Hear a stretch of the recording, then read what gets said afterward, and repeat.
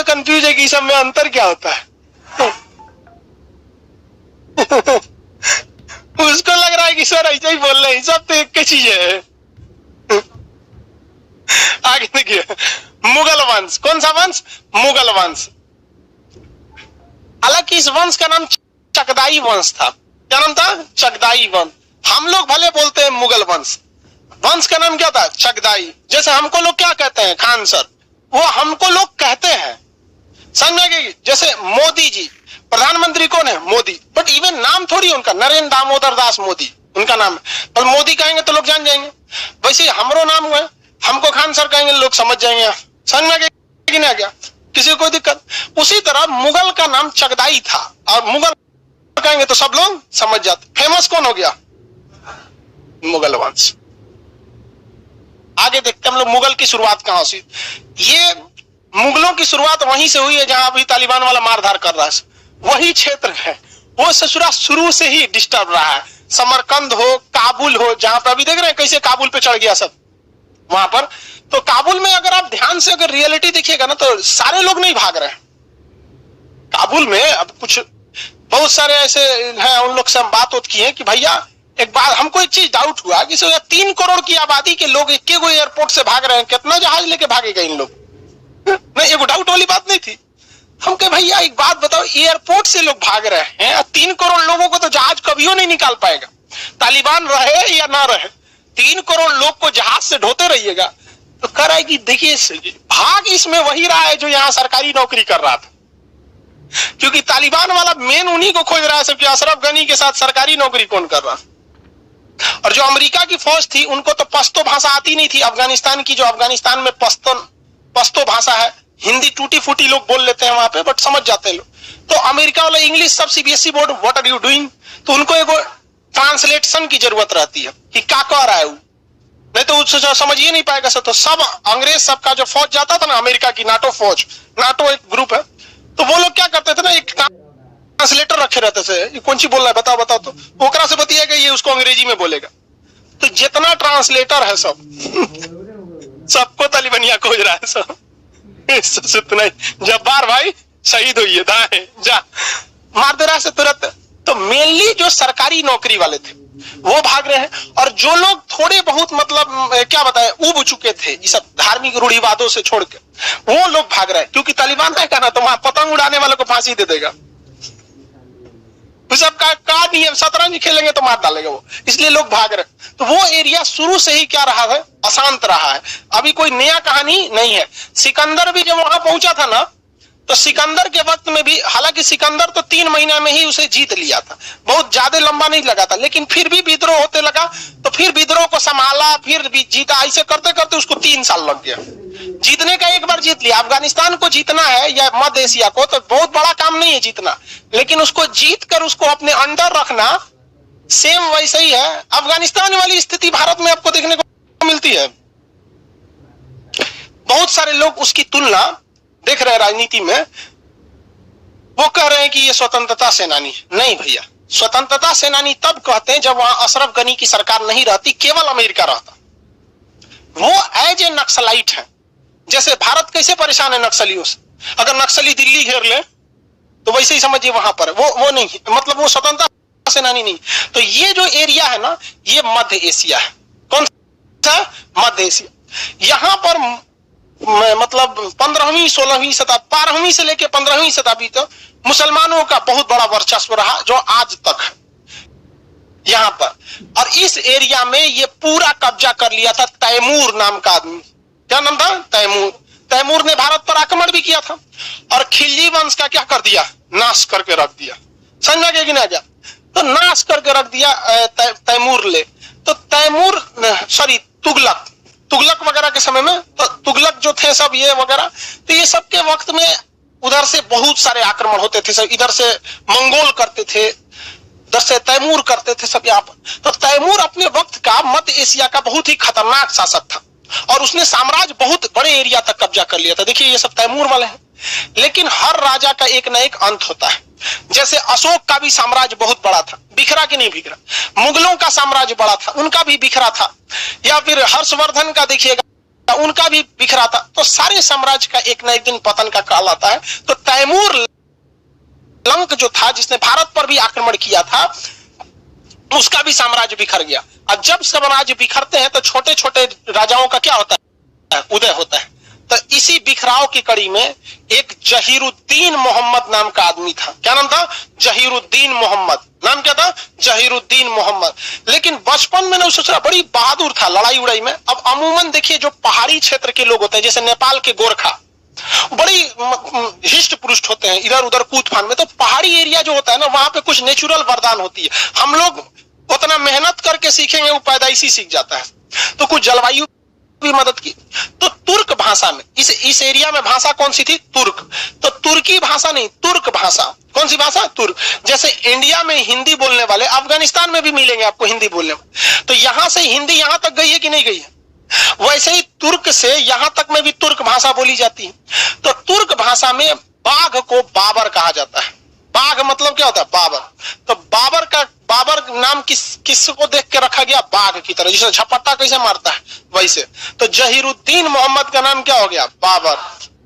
तो उसी को लोग कहते हैं जहीरुद्दीन मोहम्मद बाबर। पूरा नाम नहीं है, जहीरुद्दीन मोहम्मद नाम खत्म। हम लोग उसे किस नाम से जानते हैं? बाबर के नाम से जानते हैं। ये तैमूर जो था ना, ये तुर्क से संबंधित था। किससे संबंधित था? तुर्क से। जहीरुद्दीन मोहम्मद बाबर का जन्म 14 फरवरी, डेट देख रहे हैं इसका?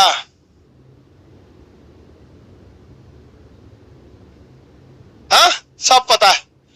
14 फरवरी 1483 को इसका जन्म फरगाना में हुआ। कहां हुआ? फरगाना में। फरगाना अभी उज्बेकिस्तान में। कहां पर? उज्बेकिस्तान में।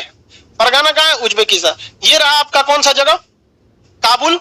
और काबुल से ये सट के है उज्बेकिस्तान। अभी तालिबान वाला मार रहा है सब ना। तो जो अफगानिस्तान की फौज है वो कहां भाग रही है? उज्बेकिस्तान में। तो उधर से उज्बेकिस्तान मार रहा है, भाग यहां से, सोच रहा इधर मत आना तुम, तेरे चक्कर में हम ना मराएंगे। तो इसका जन्म उस वक्त फरगाना में हुआ था। अभी वो जगह कहां है? उज्बेकिस्तान। इसकी दादी का नाम था कुतलुग निगार खान, नहीं, माता का नाम कुतलुग निगार, और एहसान दौलत बेग इसकी दादी का नाम था। दादी का नाम क्या था? एहसान दौलत। तो दादी की संपत्ति किसे मिल गई? बाबर को। इसके दादी की संपत्ति किसे मिली थी? बाबर को।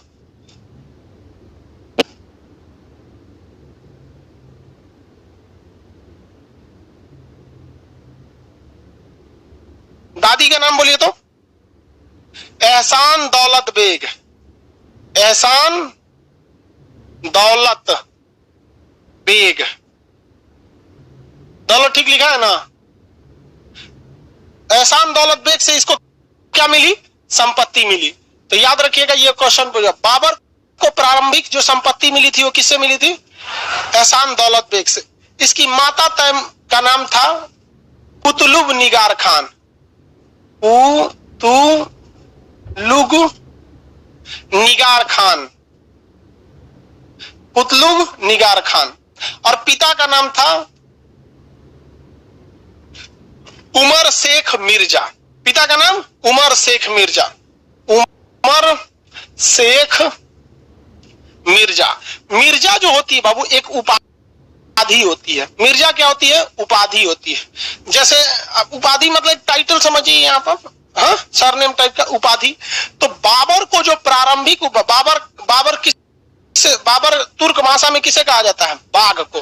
किसे कहा जाता है? बाघ को। इसे प्रारंभिक उपाधि किस चीज की मिल गई? मिर्जा की।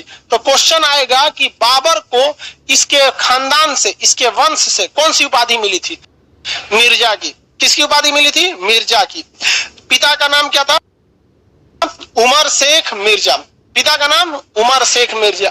माता का नाम कुतलुग निगार खान। माता का नाम कुतलुग निगार खान। दादी का नाम एहसान दौलत बेग। दादी का नाम एहसान दौलत बेग। फरगाना में रहने वाला था। अब ये जो वंश चल रहा था, उमर शेख मिर्जा वगैरह, ये सारे लोग कोई मेन राजा तो थे नहीं। तैमूर मरा, तैमूर का साम्राज्य बिखर गया। जिसको जो मिला वो हड़प लिया। किसी को काबुल मिला वो काबुल हड़प लिया, किसी को गजनी मिला वो गजनी हड़पा, किसी को फरगाना मिला। तो उसी हिस्सा में फरगाना किसको मिल गया? बाबर के बाबूजी। क्या नाम था? उमर शेख मिर्जा। तो कोई बहुत बड़े तो राजा थे नहीं यहाँ पर, और दादी की कुछ संपत्ति थी वो मिल गया। तो प्रारंभिक जीवन में ये राजा बना कहाँ का, फरगाना का। लेकिन किस्मत ने साथ नहीं दिया। 1494 ईस्वी में, तो उस समय बाबर की उम्र महज 11 साल थी। 1494 में बाबर की उम्र कितनी थी, 11। 83 में जन्म हुआ, 83 से 93 करेंगे तो 10 साल, और 94 11 साल। 11 साल की उम्र में इसके पिताजी का क्या हो गया। जब बाबर 11 साल का था तो 1494 में इसके पिताजी की क्या हो गई, मृत्यु हो गई। महज 11 साल की उम्र में ये राजा बना था। अब सोचिए, हम लोग के यहाँ किसी का मतलब पहले के समय में ये सब सोचा बड़ा जुझारू होता था। अब अकबर भी तो 13 साल की उम्र में राजा बना वहां पर। तो जिसके जीवन में जितने ज्यादा संकट आएगा ना, वो जो उतना हाथ पैर मारेगा, और जिसके जीवन में संकट नहीं आएगा ना, वो भोदा हो जाएगा वहां पे। तो 11 साल की जब ये उम्र में था, तभी से इसको शौक था कि हम अपने साम्राज्य को क्या करें, बड़ा करें। लेकिन ये इसके साथ हो गया चौपट। ये साम्राज्य विस्तार के क्षेत्र में फरगाना से तो निकला, और अलग अलग एरिया पे क्या सोचा, कब्जा करने के लिए। फरगाना से निकल के ये सोचा हमको क्या करना है, अपना साम्राज्य का विस्तार करना है। इसी क्रम में इसने फरगाना पर यहाँ से हमला करके समरकंद पर आक्रमण कर दिया। कहाँ आक्रमण किया, समरकंद पर। तो इसके पास कितने क्षेत्र हो गए, 2। एक इसका फरगाना, दूसरा हो गया समरकंद। अब 2 क्षेत्र जीत गया। कहा कि भाई 2 को अब जब जीतना ही है तो पूरा एरिया न जीतेंगे। महत्वाकांक्षा बहुत बड़ी चीज थी इसके अंदर, शुरू से था कि हमको क्षेत्रफल क्या रखना है, बड़ा रखना है। ये एक वक्त ऐसा रिस्क लिया था। बाबर भारत में जानते हैं रियल में क्यों आया था, उसको रहने के लिए घर नहीं था। ये रियलिटी है, उसको हर एक साम्राज्य वो हार चुका था, तब वो भारत में आया था। ऐसा मत समझिएगा कि सिकंदर की तरह उसके शौक चढ़ल था, विश्व विजेता ना, पूरा हार गया था। तो शुरुआत में ये राजा कहाँ का, फरगाना का। जीता किसको, समरकंद को। समरकंद को जीतने के बाद ये सोचा काबुल जीते, क्या करें, काबुल जीते। तो ये किधर कूच कर दिया, काबुल की ओर। तो काबुल जैसे जीता तो फरगाना के लोग विद्रोह कर दिए कि सचुरा हम नहीं रहेंगे। जैसे कैसे अमेरिका जैसे हटा, तालिबान कूद गया। देखेंगे नहीं देखें, 20 साल तक अमेरिका ने दबा के रखा। ये बुढ़ा आया जो बाइडेन 20 दिन में तबाह कर दिया। तो जैसे हटा तो कैसे विद्रोह कर दिया। तो जब तक फरगाना तो खुद बाबर का था, इसमें कोई डाउट नहीं। लेकिन फरगाना के बाद जैसे ये कहां गया, समरकंद। समरकंद को जीत लिया, समरकंद के लोगों को क्या किया, अपने अधीन रखा। लेकिन समरकंद के बाद जैसे ये कि कहां हमला करने के लिए, काबुल कूच करने के लिए सोचा, तो काबुल को तो जीत लिया, लेकिन विद्रोह कहां खड़ा हो गया, समरकंद में। अब ये काबुल छोड़ के कहां गया, समरकंद पे, दोबारा जीतने के लिए। समरकंद को भी हरा ही रहा था कि काबुल हाथ से निकल गया। कागी सोचा छीछा लेदर हो गया यहाँ पर। अभी सोचा किधर की ओर चले, तो गजनी पर आक्रमण किया। किसके ऊपर, गजनी की ओर। काबुल निकल गया हाथ से, और गजनी पर आक्रमण करने गया। फिर फरगाना में विद्रोह हुआ, फिर लौट के आया, उधर से गजनी निकल गया, उधर से काबुल निकल गया, और यहाँ से यहाँ पे समरकंद भी हाथ से निकल गया। अब कहां जाए, फरगाना गया तो लोग पूछ रहे हैं कहां, फरगाना भी इसके हाथ से क्या हो गया, निकल गया। छोटा सा क्षेत्र में रह गया, जहां तहां पे कि भाई 2-4 बीघा गांव है, कहीं बच के रहो, बाबर ताबर यहाँ कोई तरह पूछने वाला नहीं है।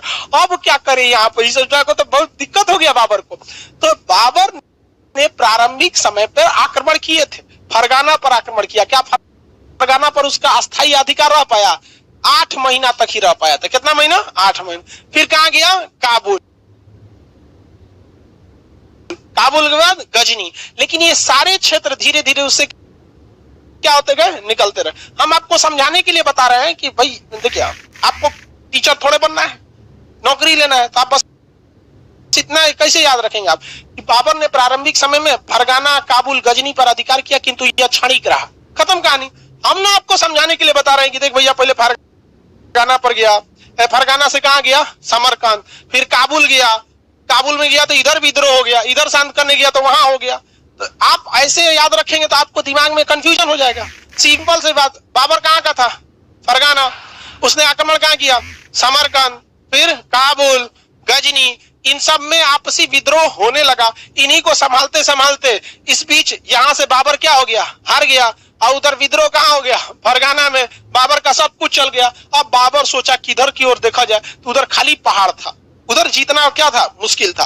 तो वो इस साइड हमला करने के लिए सोचा, इस साइड में, उस समय पाकिस्तान के एरिया में, जो अभी का पाकिस्तान है, तो उस समय तो भारत ही कहलाता था वहां पर। तो वहां पर बाजौर एक जगह है। कौन जगह है? बाजौर। तो 1519 में इसने कहां आक्रमण कर दिया? बाजौर में। और बाबर को राजा न है, तो राजा को रहने के लिए कोनो न कोनो किला होना चाहिए। हाँ, किला रहना। खेत में कब तक तंबू डाल के रहेगा राजा? जिस तरह देखिए ना, फौज को रहने के लिए बंकर चाहिए, उसकी बिल्डिंग चाहिए, जबकि हमारी फौज गलवान घाटी में कैसे रह रही थी? तंबू डाल के। तो ज्यादा दिन तक तंबू में नहीं रह सकते हैं युद्ध के मैदान में। तो इसने कहां आक्रमण किया? बाजौर। बाजौर अभी पाकिस्तान के पास है। पाकिस्तान का जो अभी पंजाब है ना, भारत का जो पंजाब देख रहे हैं, उससे थोड़ा ही दूरी पर कौन जगह है? बाजौर। तो भारत, उस समय तो भारत ही था, कोई डाउट नहीं है। तो बाबर का भारत में पहला आक्रमण कहां हुआ था? बाजौर में। पानीपत का प्रथम लड़ाई नहीं, कहां हुआ था? बाजौर। अब बाजौर जैसे जीता ना, तो उस क्षेत्र में उसे भेरा नाम का एक जगह मिला, जहां बहुत बड़ा किला था। और उसने कौन से किले को जीत लिया? भेरा का किला। अब बाबर का ससुरा अभी 2-3 दिन यहाँ आराम से सुतेंगे, हमरा सब लखेत दिया हमारे क्षेत्र से, आज ले तंबू उम्बू डाल के जीत रहे थे। तो बाबर का भेरा का किला कहां पर मिला? बाजौर अभियान के साथ। तो भारत का बाबर पे पहला आक्रमण बाजौर अभियान 1519। इसके बाद बाबर रुका नहीं, अब बाबर आगे बढ़ता रहा। तो दूसरा तीसरा आक्रमण उसी के अगल बगल में करते रहा। वो एग्जाम में आपसे पूछेगा नहीं, बस इतना पूछेगा बाबर का भारत में पहला आक्रमण। और ऐसे कह दिया, बाबर राजा बनने के बाद कहां हमला किया था? समरकंद। समरकंद के बाद काबुल। काबुल के बाद दोनों पे ज्यादा दिन रहा, विद्रोह शांत करते करते यहां से हार गया। और फिर ये लौटने के लिए कहां सोचा? फरगाना। वहां से क्या किया गया? भगा दिया गया, भाग यहां से, सजा नहीं, तुमको यहाँ पे कोई जगह नहीं है। उसके बाद वो किधर की ओर कूच किया? जब सेना लेके आगे बढ़ा जाता है तो उसे क्या कहा जाता है? कूच। किधर कूच किया? भारत की ओर। और भारत पर 1519 में इसका पहला आक्रमण कहां हुआ? बाजौर अभियान। बाजौर अभियान में इसकी सबसे बड़ी जीत किस चीज को लेकर हुई? भेरा का किला। कौन सा किला? भेरा का, जो वर्तमान पंजाब के पास है। भारत और पंजाब था तो बीच में बॉर्डर कर दिया गया, इधर भी पंजाब हो गया, इधर भी हो गया। उसके पंजाब की राजधानी लाहौर हो गई, हमारे पंजाब की राजधानी अमृतसर हो गई। समय अमृतसर करे, चंडीगढ़ यार, अमृतसर तो फेमस जगह वहां का। अब बाबर धीरे धीरे आगे बढ़ने की कोशिश करने लगा। इस बीच भारत में एक बहुत बड़ी गलती हो गई। क्या गलती हो गई? यहां पर आपसी इन लोग में लड़ाई चल रही थी, आपसी लड़ाई। अब इस आपसी लड़ाई का फायदा जब भी उठाएगा तो कोई थर्ड पर्सन ही उठाता है। हाँ, बाबर देख रहे हैं भारत के एकदम सिधाने आके दस्तक दे चुका है, और यहाँ के लोगों को, राजा लोग को अभी समझ में नहीं आ रहा था।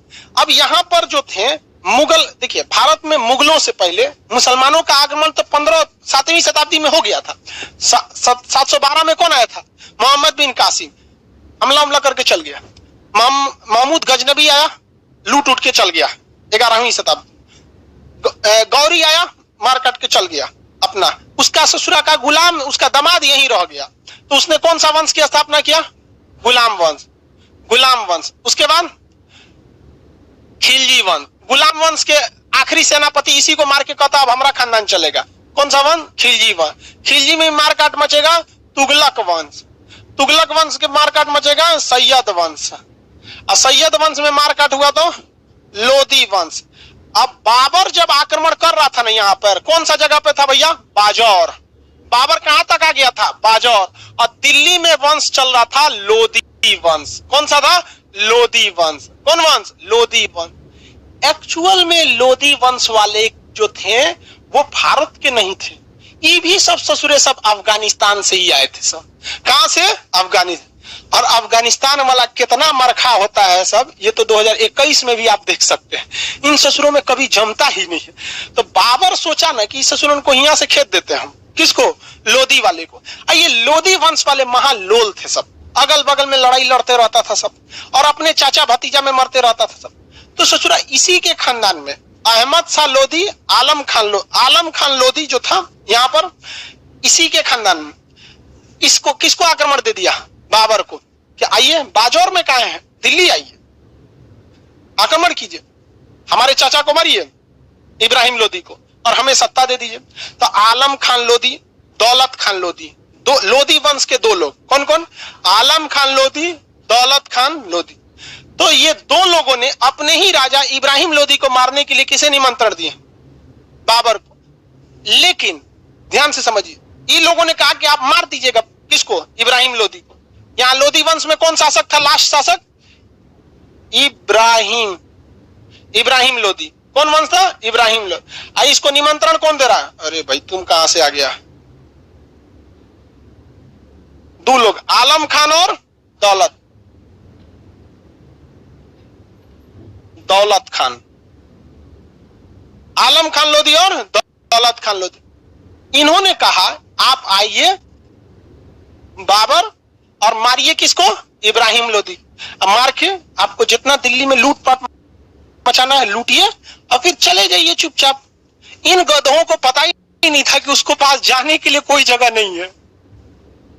वो सब कुछ हार गया है। अब दुनिया में इससे खतरनाक इंसान कोई हो ही नहीं सकता जिसके पास खोने के लिए कुछ ना हो। आप देखिएगा जिसके पास खोने के लिए कुछ नहीं होता है ना, सीधे गरियाएगा, किसी को गरिया देगा, मुख्यमंत्री को कहेगा वो कौन ची कर लेगा हमरा, ओकरा बात का बात है। प्रधानमंत्री को खड़े गरियाएगा, कहेगा मोदी जी के बस का बात है, हमरा कुछ कर। ओके, पता है कि उसके पास खोने के लिए कुछ नहीं है, अकाउंट में 10-20 हजार रुपया हो। तो नहीं हम लोग से कोई बोले ना कि मुख्यमंत्री को 4 बात बोले, अरे भाई पर ना बोलेगा आदमी, प्रधानमंत्री को नहीं। हम लोग के पास खोने के लिए बहुत कुछ है।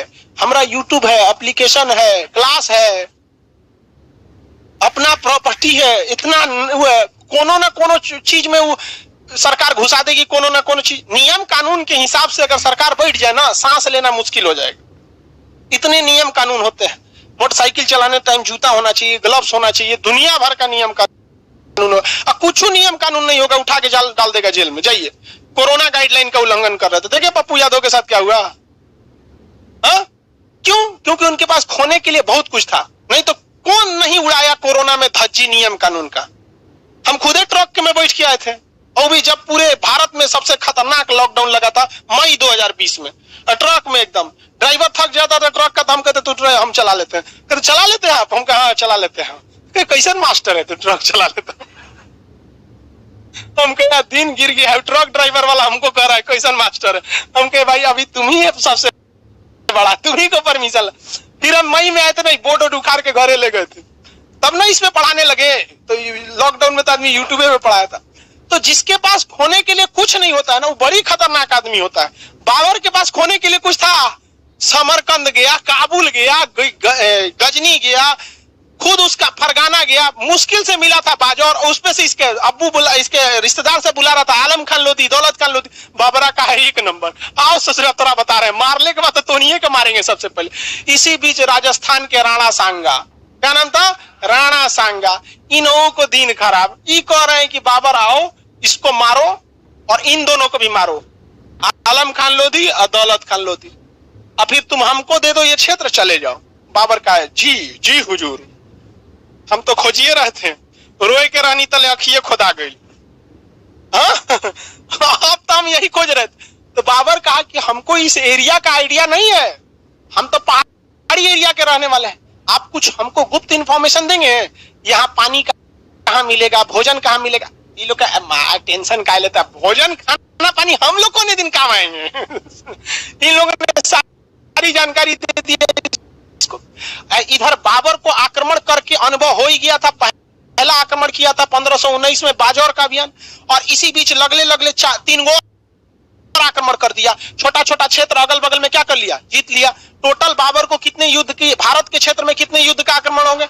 4। कितने का हो गया? 4। अब बाबर तैयार था कौन युद्ध लड़ने के लिए? 5वां युद्ध लड़ने के लिए। इस 5वें युद्ध में उसको 3-4 चीज मदद कर दिया। इनके खुद के रिश्तेदार दौलत खान लोदी, आलम खान लोदी, राणा सांगा ने भी इन्हें मदद किया, नक्शा रास्ता सब दिखाया, इनकी सेना की कमजोरी बताया कि इनकी सेना जो है, इनका जो सेना में जो घोड़ा है सब, ये घोड़ा सब बहुत तेज आवाज सुनता है तो अपने घुसिया जाता है सब, तो तोप की आवाज नहीं सुनता है सब।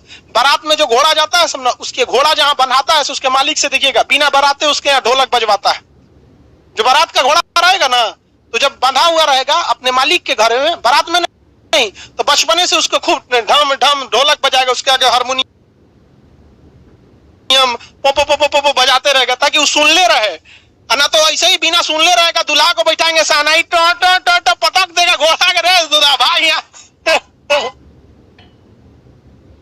दूल्हा को पटक के फेंक देगा, कहेगा ये कौन सी हो रहा है। तो उसके पास लाइट जलाए जाता है, ओके टॉर्च जला जला आंखिया पे ऐसे भूख भाग मारा जाता है ताकि वो डीजे उजे का लाइट देख के ना गांव के 2-4 को भाभी उभी को ले आके अगवा नचवाया जाता है, ना तो उसे ऑर्केस्ट्रा देखेगा तो कहेगा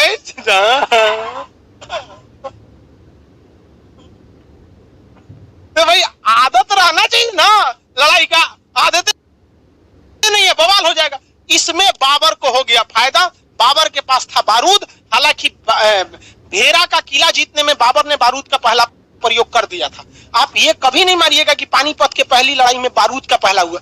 पानीपत की लड़ाई में इब्राहिम लोदी को तोप का सामना करना पड़ा था, वो अलग क्वेश्चन है। भेरा का किला जीतने समय बाबर ने उसकी दीवारों को तोड़ने के लिए बारूद बिछाकर उड़ा दिया था वहां पर। तो बाबर को मजा आ गया कि भाई ससुरा के घोड़ा ही का लड़ पाएंगे हमसे, मारेंगे बारूद तो हल्का मच जाएगा। अब 1500 ऐसे तो कितना युद्ध कर लिया था 4, 5वां आक्रमण करने के लिए तैयार था पानीपत। हरियाणा में जगह है पानीपत, वहां 1526 पानीपत का पहली लड़ाई। उस मैदान में कई लड़ाइयां हुई हैं, तो उस समय तो पानीपत की लड़ाई कहलाई थी। लेकिन हम लोगों ने तो इतिहास पढ़ रहे ना, रियलिटी तो पढ़ नहीं रहे, तो रियलिटी में तो पानीपत की लड़ाई थी और हम लोग के लिए तो बीता हुआ कहानी है। तो हम लोग को तो पता है कि यहाँ 3 गो लड़ाई है, लेकिन पहली लड़ाई के समय क्या पता था कि यहाँ 3 गो और लड़ाई होने वाला है। तो पानीपत की पहली लड़ाई में बाबर पहुंच गया। किसका किसका निमंत्रण? राणा सांगा। किस इंतजार में? बाबर मार के हमको दे देगा।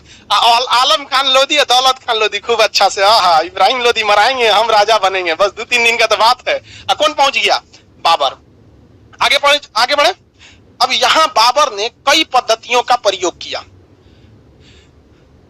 पानीपत की लड़ाई में तुगलमा नीति समझते हैं, लेकिन आजकल क्वेश्चन ससुरा इतना इजी नहीं पूछ रहा है, अजीब ऑइंच के सवाल पूछता है ससुरा, लड़का सबको ऊपर से निकल जाता खखोर। बाबर यहां से कहां पहुंच चुका है? हरियाणा के पानीपत के मैदान में अपनी सेना लगा दिया। तब ससुर इनके पता चल रहा है कि सेना लगा दिया है, चलो हमला करने के लिए। बाबर जो था वो उज्बेक का था। कहां का था? उज्बेक मतलब उज्बेकिस्तान, फरगाना में था। तो वहां लड़ाई लड़ने की उज्बेक पद्धति थी, उज्बेक पद्धति जो भारत में लोगों को पता नहीं था। उज्बेक पद्धति में पता ही नहीं चलता था मेन सेना कौन लड़ रहा है। इस तरह से सेना रहती थी, पूरी फौज लगा दिया है यहाँ पर। इस उज्बेक पद्धति को तुगलमा नीति कहते हैं। कौन सी पद्धति? तुगलमा पद्धति। तुगलमा नीति में फौज को इस तरह, जैसे मान के चलिए दुश्मन की फौज है, ये किसकी फौज है? दुश्मन की फौज। और तुगलमा नीति में इस तरह से, यही बकलुलवा खड़ा हो, हाँ तुम नहीं, वो बकलुलवा समझ गया, तुम ही था ना पीडीएफ वाला, हाँ खड़ा हो। जल्दी सवाल पूछेंगे, डर क्या रहा है? तेरा खड़ा होने में इतना टाइम लग रहा है, इतना। उस दिन तुम्ही को ना पीडीएफ नहीं मिला था, हाँ तुम नहीं था, यही लड़का था, ये था, तुम्ही को ना थूरे थे हम ना, तब तू बैठ जा। इसी के शकल का था। जब एगो को लड़का को पीडीएफ नहीं मिला था, ऑफिस में जाकर हल्ला कर रहा था, उगरे पकड़ के थूर दिए, इसी के शकल का था, बस थोड़ा सा इससे काला था। उसको घरे भी फोन कर दिए, ले जाइए इसको। हल्ला कर रहा था ऑफिस में जाके, कह रहा था कि देखिए हमसे पूरा फीस लिया गया लेकिन पीडीएफ नहीं दिया गया, ये है हकीकत यहाँ की, ये देख लीजिए। उठा के दूझा पड़ दिए, भेज दिए। जो नहीं लेट से आया था,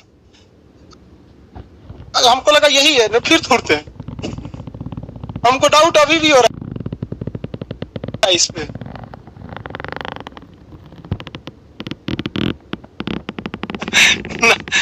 चलो भाई देखो ध्यान से, ये है तुगलमा नीति। कौन सी नीति? तुगलमा। और ये है दुश्मन की फौज। अब इसमें कौन फौज मेन हमला करने वाली है किसी को नहीं पता। कब ये आगे बढ़ेंगे हमला करने के लिए, अचानक पीछे हट जाएंगे सब। तो जब फौज आगे बढ़ रही है हमला करने के लिए, अचानक पीछे हटेगी, तो ये लोग इसको मारने के लिए आगे बढ़ेंगे कि नहीं बढ़ेंगे? तब तक ये इधर से घेर के मार देते थे सब। किधर से कौन निकल के मारेगा, एकदम अर्ध चंद्राकार पद्धति को क्या कहा गया, तुगलमा नीति। लेकिन इस तुगलमा नीति में सबसे खतरनाक कारगर हो गई रूमी पद्धति। कौन सी पद्धति, रूमी पद्धति। रूमी पद्धति, रूमी पद्धति में क्या था कि यहां पर कैसे बता, यहां पर ऐसे फौज खड़ी है और यहां पर ऐसी फौज खड़ी है और ऐसे फौज खड़ी है लाइन से, यहां 50 गो फौज, यहां 50 फौज, ऐसे बीच में खाली जगह रहता था, ऐसे खाली जगह रहता था और इस बीच में तोप लगा दिया जाता था। क्या लगा दिया था, तोप लगा। इसको कहा गया उस्मानिया पद्धति। कौन सी पद्धति, उस्मानिया पद्धति। तो एग्जामों में क्वेश्चन में चौपट मत होके चल जाएगा, कहेगा उस्मानिया पद्धति, कहेगा कि बाबर ने फौज को किस पद्धति से बिछाया, तुगलमा नीति से बिछाया था। किससे, तुगलमा नीति। और तोपखाने को किस पद्धति से बिछाया, उस्मानिया पद्धति। दोनों में अंतर होता है। बाबर की युद्ध में फौज किस पद्धति से लड़ी, उज्बेक पद्धति, जिसे हम लोग क्या कहते हैं, तुगलमा नीति, क्योंकि ये पहली बार उज्बेकों ने प्रयोग किया था तुगलमा नीति। लेकिन तोपखाने का प्रयोग उस्मानिया पद्धति। कौन सा, उस्मानिया पद्धति। किसी को कोई दिक्कत है, उस्मानिया पद्धति को क्या कहते हैं, तुगलमा नीति। उस्मानिया पद्धति का ही दूसरा नाम क्या होता है, अरे रूमी पद्धति कहिए या फिर क्या कहिए, अरे उस्मानिया या रूमी दोनों तो वही है ना। हाँ, किसी को कोई दिक्कत, आगे बढ़े। इस पद्धति से इसने किसको घेर लिया, इब्राहिम लोदी को। इब्राहिम लोदी की सेना को यहां पे क्या कर लिया, घेर लिया। और इब्राहिम लोदी की सेना में भगदड़ मच गई, तोप चल रहे हैं सब खतरनाक एकदम, तोप हो गया, बारूद हो गया, सेना हो गई। अब इसमें इब्राहिम लोदी की तो अपनी सेना खुद ही मिली हुई थी, आलम खान लोदी, दौलत खान लोदी, और इसमें मुस्तफा खान, उस्ताद अली, मुस्तफा खान जैसे दो प्रमुख इसके क्या थे, तोपची थे, तोप चलाने वाले। पहले तोप चलाने वाले के भी टैक्टिस होता था कि तोप का निशाना कैसे लगना चाहिए। बहुत मुश्किल होता है तोप का निशाना लगाना। आप अगर, हम लोग तो एनसीसी किए थे लोग, तो उसमें बताता था कि 8 फिगर कैसे बनाया जाता है या 4 फिगर कैसे बना के आर्टिलरी सेलिंग की जाती है। आप खुद सोचिए, बंदूक से तो निशाना लेना इजी है, आप उसमें करना क्या है, बैक साइड अपर्चर होल से दिखता है, 4 साइड टिप पे मिलाइए, अगवा एगो नोक निकला रहता है बंदूक का, उसे 4 साइड टिप कहते हैं, और पिछवा एगो हल्का सा होल होता है, उसके बैक साइड अपर्चर होल कहते हैं, और इन दोनों को मिला देते हैं, साइट अलाइनमेंट कहलाता है। जैसे बंदूक कोई निशाना है, उसको रखिए, उसको कहां लाइए, बंदूक के फ्रंट साइड टिप पर, 4 साइड टिप पर, और उसको किससे देखिए, बैक साइड अपर्चर होल से। अब पूरा मिल गया, इसे कहेंगे साइट अलाइनमेंट। जब साइट अलाइनमेंट मिल गया, ट्रिगर दबा दिए, मार दिए उसको, गोली खत्म। तोपवा में कैसे मारिएगा, तोपवा सोच रहा हैंग ऑन होता है, हाँ, आदमी यहाँ खड़ा है, हम लोग चलाएंगे तो सोच रहा एगो इधर कभी इधर कभी इधर, तो उसमें एकदम एक्सपीरियंस होना चाहिए। 2 कड़ी दाहिने, 3 कड़ी पीछे, क्योंकि तोप अगर इधर से इधर घसक गया तो भी दिक्कत, इधर उधर निशाना हो सकता है, थोड़ा सा आगे पीछे हो गया तो भी दिक्कत, मुंह ज्यादा ऊपर नीचे हो गया तो भी दिक्कत। तो बहुत बेहतरीन होना चाहिए। मुस्तफा खान इसका सबसे बेहतरीन क्या था, तोपची था, सबसे बेहतरीन तोपची था। तो इसमें मुस्तफा खान वगैरह उस्मानिया पद्धति में बहुत ही बेहतरीन क्या थे, तोपची थे। इस प्रकार बाबर ने क्या किया, इब्राहिम लोदी को हरा दिया, और बाबर वहां भरपूर लूटपाट किया। और पानीपत के प्रथम युद्ध के बाद बाबर ने सोचा क्या किया जाए, अब यहीं रहा जाए। क्या किया जाए, यहीं रहा जाए। तो बाबर जो था, चूंकि बाबर जो था वो अपनी माता के वजह से चंगेज खान के रिश्तेदार में आ जाता था, और पिता के वजह से तैमूर के रिश्तेदार में आ जाता था। ये ससुरा दोनों थे सब। तो चंगेज खान के वंशज के आधार पर इसने रखा चगताई वंश। कौन सा वंश, चगताई, जिसे हम लोग क्या कहते हैं, मुगल वंश। और पानीपत के प्रथम युद्ध में किसको मार दिया, इब्राहिम लोदी को मार दिया। और इब्राहिम लोदी को मारने के बाद सत्ता हथिया लिया, पैसा वैसा कब्जा कर लिया। राणा सांगा कह रहे हैं कि अब चले जाओ, कहा चले जाओ, जाने के लिए मेरे पास कहीं नहीं है। तो राणा सांगा कहें कि तुम यही रहेगा, तो आपको क्या लगा था हम यही रहेंगे। राणा सांगा के ये नहीं हो सकता है। तो कहा आइए आप, आइए यहाँ पे, आपके पास घोड़ा भाला हथियार यही है ना, ये हमारा देख रहे हैं उस्मानिया पद्धति। तो देखिए हथियार के आगे बहादुरी काम नहीं करती। आप कितना बहादुर रहेंगे, कोई तोप का गोला आ जाएगा, अब वो थोड़े जान रहा है तोप का गोला कि पृथ्वीराज चौहान है कि राणा प्रताप है कि राणा सांगा। कितना भी बलशाली रहेंगे, सिकंदर भी रहेंगे, तोप का गोला गिर जाएगा तो क्या करेंगे? टेक्नोलॉजी बहुत मायने रखती है। तो पानीपत के प्रथम युद्ध में किसको मार दिया? इब्राहिम लोदी को। और खानवा के युद्ध में राणा सांगा। किसे? राणा सांगा। अब इधर यूपी के मैदानी रहे थे इस पास के, ये कहे कि तुम भागो यहां से, बाबर का आइए आप भी आइए यहाँ पर, सबको सलेट दिया। अब जो यहाँ पर लोदी था ये तो ओरिजिनली कहाँ का था? भारत का था कि अफगान का? तो इसके रिश्तेदार जो छिटपुट इधर उधर थे सब, कहे सब कि बाबर को हम भगा के रहेंगे, कहा आइए आप भी आइए यहाँ पर। तो उन लोग को भी हरा दिया। तो पानीपत के युद्ध हुआ, फिर खानवा का युद्ध हुआ, घाघरा का युद्ध हुआ, चंदेरी का युद्ध हुआ, सबको मार और के बाबर ने पूरी तरह से अब भारत पर क्या कर लिया? कब्जा कर लिया। किंतु 1530 ईस्वी में इसकी मृत्यु हो गई अचानक। इससे जिंदगी भर शांति से नहीं रहा, कोनो अफगानिया शांति से नहीं रह पाता है, सब मारे काट में खत्म हो जाता है सब पूरा का पूरा जिंदगी। तो ये पद्धति समझ में अभी बाबर के बारे में बताएंगे। अभी तो बाबर को हम बस भारत में क्या करा दिए? एंट्री करा दिए। अभी बाबर के बारे में कंप्लीट तो होने बस एक एंट्री करा दिए। अब वो बात सोचिए, बाबर जब आया भारत पर तो इसने अपनी आत्मकथा लिखा, तुजुक ए बाबरी। क्या लिखा? तुजुक। उसने कहा कि जब मैं भारत पर आक्रमण किया तो 5 मुस्लिम क्षेत्र थे। भारत में कितने क्षेत्र थे?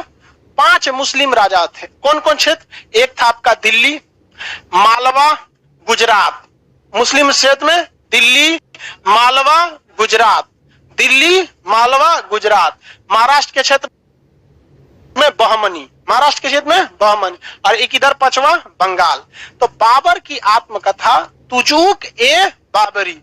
तुजुक बाबरनामा नहीं है उसकी आत्मकथा, बाबरनामा उसकी आत्मकथा नहीं है, उसका ट्रांसलेशन है। तुजू के बाबरी से जो तुर्की भाषा में किसी को पढ़ने नहीं जाता है तो उसका ट्रांसलेशन करिएगा ना, तो ट्रांसलेशन करके फारसी भाषा में लिखा गया जो उर्दू से मैच करता है, तो वो का नाम है बाबरनामा। तो आत्मकथा का मतलब होता है हम अपनी आत्मा की कथा लिखें, तो जो हम लिखेंगे वही ना हमारा आत्मकथा होगा। कल को एक कोनो संस्कृत में लिख के उसका नाम रख दिया कुछ और, तो हमारा आत्मकथा थोड़े। तो बाबरनामा आत्मकथा नहीं है। आत्मकथा क्या है? तुजू के बाबर, उसका ट्रांसलेशन का नाम क्या है? बाबर नाम। तो तुजू के बाबरी में बाबर ने कहा है कि जिस समय मैं भारत पर आक्रमण किया, भारत में किसने मुस्लिम राज्य थे? 5। पहला दिल्ली, मालवा, गुजरात। दिल्ली, मालवा, गुजरात। दिल्ली, मालवा, गुजरात। दिल्ली, मालवा, गुजरात। बहमनी, बंगाल। बहमनी, बंगाल। बहमनी, बंगाल। कितने मुस्लिम राज्य? कौन कौन? दिल्ली, मालवा, गुजरात, बहमनी, बंगाल। दिल्ली, मालवा, गुजरात, बहमनी, बंगाल। दिल्ली, मालवा, गुजरात, बहमनी, बंगाल। और 2 हिंदू राज्य थे। कितने थे? 2 हिंदू राज्य थे। एक का नाम था ये यहाँ पर मेवाड़, राणा सांगा वाला, ये वाला हो गया मेवाड़, और दूसरा था विजयनगर। मेवाड़ और विजयनगर। मेवाड़ और विजयनगर। मेवाड़ तो था विजयनगर। हिंदू साम्राज्य में 2 कौन कौन? मेवाड़ और विजयनगर। मेवाड़ और विजयनगर। इनमें सबसे शक्तिशाली उसने बनाया था विजयनगर को। किसे? विजयनगर को। अब बाबर भारत में तो ज्यादा दिन शासन नहीं कर पाया, एंट्री मारा वहां पर बाजौर के अभियान से 1519 में, और 11 साल यानी 1530 में मर गया। 11 साल ना शासन किया। तो उस समय कोई ना कोई यहाँ का शासक होगा, तो यहाँ था कृष्ण देव राय। क्या नाम था? कृष्ण देव राय। विजयनगर का शासक कौन था? कृष्ण। उसने कहा भी था बाबर ने अपनी आत्मकथा कि मैं जब भारत पर आक्रमण किया तो 5 मुस्लिम राज्य दिल्ली, मालवा, गुजरात, बहमनी, बंगाल तथा हिंदू राज्य में 2 मेवाड़ और विजयनगर। इसमें सबसे शक्तिशाली शासक विजयनगर के शासक कृष्ण देव राय थे। कौन थे? कृष्ण देव राय।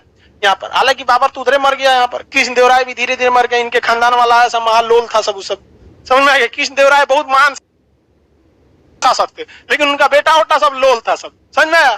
तो महान साम्राज्य को बचाने के लिए भी महान आदमी होना चाहिए कि नहीं होना। तो बाबर की हमने क्या करा दिया? एंट्री करा दिया। बाबर के बारे में हम कंप्लीट पढ़ाए तो है नहीं, हम क्या करा दिए उसका? एंट्री।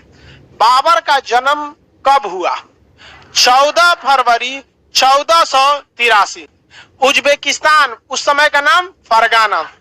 इसके दादी का नाम एहसान दौलत बेग। दादी का नाम एहसान दौलत बेग। ऐसे लिख देंगे तो देख के बताएगा सब। अब यही देखते रहे सब, जब ये वाला आएगा तो वो वाला लगा देंगे। दादी का नाम एहसान दौलत बेग, माता का नाम कुतलुग निगार खान किस वंश से तुलना रखती थी? Genghis Khan. जबकि बाबूजी का नाम उमर शेख मिर्जा, किससे तुलना रखते थे? किसे? मंगोलों से, मंगोल तैमूर से। मुगलों बाबर को जो क्षेत्र मिला था, यानी बाबर के जो बाबूजी थे, ये किसके टूटे हुए साम्राज्य के हिस्सा थे? तैमूर के। किसके? तैमूर के। बाबर को खानदानी उपाधि क्या मिली थी? मिर्जा। बाबर के पिताजी उमर शेख मिर्जा की मृत्यु किस वर्ष हो गई? 1494। उस समय बाबर की उम्र 11 साल। कितने उम्र थी? 11 साल। 11 साल के। क्या बाबर विस्तारवादी था? विस्तार मतलब क्षेत्र विस्तार करना, अपना साम्राज्य बड़ा करना, तो इसी को साम्राज्यवादी कहिए या विस्तारवादी कहिए। विस्तारवादी था। महत्वाकांक्षी मतलब जो महत्वपूर्ण जगह है उसको कब्जा कर लो, उसे क्या कहते हैं? महत्वाकांक्षी। क्या बाबर महत्वाकांक्षी था? विस्तारवादी, साम्राज्यवादी। बाबर ने आक्रमण कहां किया राजा बनने के बाद? समरकंद। कहां किया? समरकंद। समरकंद के बाद काबुल, के बाद गजनी। धीरे धीरे यहां पर क्या हुआ? विद्रोह होते रहा। इस विद्रोह को शांत करते रहा गया बाबर, लेकिन शांत नहीं हुआ। ये सारे क्षेत्र किससे चले गए? बाबर से। और साथ ही बाबर का उसके दादी के जगह से मिला हुआ फरगाना भी चला गया। अब बाबर किधर की ओर कूच किया? भारत की ओर। और 1519 में भारत पर बाबर का पहला आक्रमण बाजौर। कौन सा? बाजौर। बाजौर में उसे क्या दिख गया? भेरा का किला। भेरा के किला की दीवारों को गिराने के लिए किसका प्रयोग किया? बारूद का। भेरा के किला जीतने के बाद बाबर को एक अस्थायी जगह मिल गया। इसके बाद बाबर ने 4 और छोटे छोटे आक्रमण किए। भारत पर, दिल्ली पर आक्रमण करने के लिए इसे 3 जगह से प्रेरणा मिली। कौन कौन? आलम खान लोधी, दौलत खान लोधी, राणा सांगा। और इन लोगों ने निमंत्रण दिया किस युद्ध के लिए? 1526 के पानीपत के प्रथम युद्ध के लिए। पानीपत के प्रथम युद्ध के लिए। किसी को कोई दिक्कत नहीं है? किसके लिए? पानीपत के प्रथम युद्ध। पानीपत का प्रथम युद्ध हरियाणा के कहां हुआ था? पानीपत। बाबर का युद्ध किससे हुआ? लोधी वंश के शासक इब्राहिम लोधी से। इब्राहिम लोधी। इसमें जीता कौन? बाबर। हारा कौन? युद्ध में उसे क्या कर दिया गया? मार दिया गया। इस युद्ध में बाबर अपनी सेना को किस पद्धति से बिछाया था? उज्बेक पद्धति। कौन सी पद्धति? उज्बेक, जिसका दूसरा नाम तुगलमा नीति। दूसरा नाम तुगलमा नीति। दूसरा नाम। और अपने तोपखाने का प्रयोग किया रूमी पद्धति। कौन सी पद्धति? रूमी। रूमी पद्धति को ही क्या कहते हैं? उस्मानिया पद्धति। कौन सी पद्धति? मुस्तफा खान क्या थे? तोपची। मुस्तफा खान बहुत बड़का तोपची थे। आगे बढ़े। उस्मान अली भी थे तोपची। मुस्तफा खान लेकिन बहुत खतरनाक था। समझिए ब्रिगेडियर सूर्यदेव सिंह, समझिए एकदम खतरनाक वाला था। वहां पे तोपची थे। इस युद्ध में बाबर की क्या हो गई? विजय हो गई। पानीपत के प्रथम युद्ध के बाद जो राणा सांगा के साथ खानवा का युद्ध हुआ, खानवा के युद्ध का मुख्य कारण क्या था? बाबर ने जैसे घोषणा किया कि वो अब कहां रहेगा? भारत में ही रहेगा। राणा सांगा ने क्या कर दिया? युद्ध का ऐलान। तो खानवा के युद्ध का मेन कारण था बाबर का भारत में अस्थायी रहना। जैसे घोषणा किया खानवा के युद्ध में लड़ाई किसके साथ हुआ? राणा सांगा। शुरुआती जीत किसे मिली थी? राणा सांगा को। बाबर शुरुआत में हारने लगा था क्योंकि बाबर की सेना थकी हुई थी, युद्ध में हारी, बहुत क्षति भी हुआ था। और राणा सांगा क्या रहे थे? जीत रहे थे। दूसरा, राणा सांगा के लिए पहचानी हुई भूमि थी, सब कुछ जलवायु वगैरह पता था, वो सब तो दूसरे जगह से आया था। लेकिन बाबर ने इस युद्ध में जिहाद का नारा दे दिया। किसका? जिहाद। जिहाद मतलब था धर्म युद्ध। क्या होता है? धर्म युद्ध। और धर्म युद्ध में लोगों को न सच्चाई दिखती है, न गलती दिखती है, न कुछ, सनक चढ़ जाता है। मारेंगे तो मारेंगे। जिसको दंगा फसाद में देखते हैं, हमारा धर्म अच्छा, मासूम को मार डालो। देखिए कश्मीर में कश्मीरी पंडित गया, गुजरात में वहां गए, सिख दंगों में 84 में गए, मिला क्या? कुछ नहीं। किसी को कुर्सी मिली, किसी को पद मिला, कोई मंत्री बना। मरा तो एक आम आदमी मरा।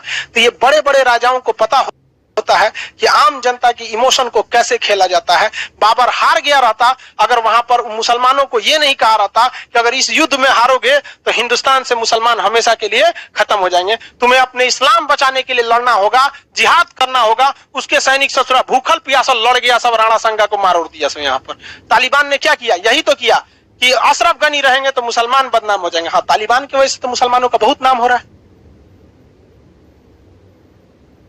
आप खुद से सोच के देखिए, लोग, आप बताइए, लोग अजीब मेंटेलिटी हो जाती है। और भारत के मुसलमानों को भी लोग उसी यो सोचो तालिबानी हो, बदनामी हो रही है कि नहीं हो रही। तुम सोच रहा हो नौटंकी करेगा, अब वो लेकिन जीता क्या कह के है, हम आएंगे तो इस्लाम का नाम होगा। और वहां के लोग भी देख रहे हैं, सोच रहा बिना ट्रेनिंग लिए अमेरिका, रूस, अशरफ गनी की 3 लाख सेना सबको हरा दिया सब।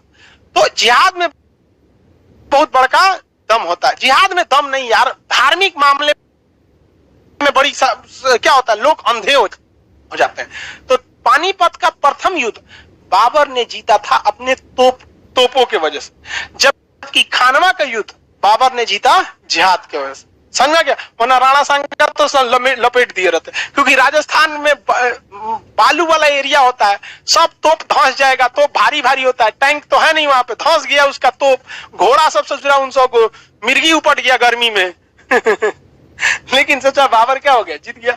अब उसके बाद आगे बाबर का आगे का क्लास कल समझा जाएगा। आज के लिए इतना ही।